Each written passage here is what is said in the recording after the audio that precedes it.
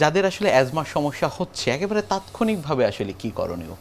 Acute asthma সবসময় medical emergency, এবং এখানে যে সমস্যাটা হয়, বাচ্চা কাশতেছে হঠাৎ করে একসময় শ্বাস টান শুরু হয়ে গিয়েছে। আচ্ছা। তো প্রথম যে কাজটা করতে হবে সেটা হলো মা বাবাকে আগের থেকে খুবই কেয়ারফুল থাকতে হবে।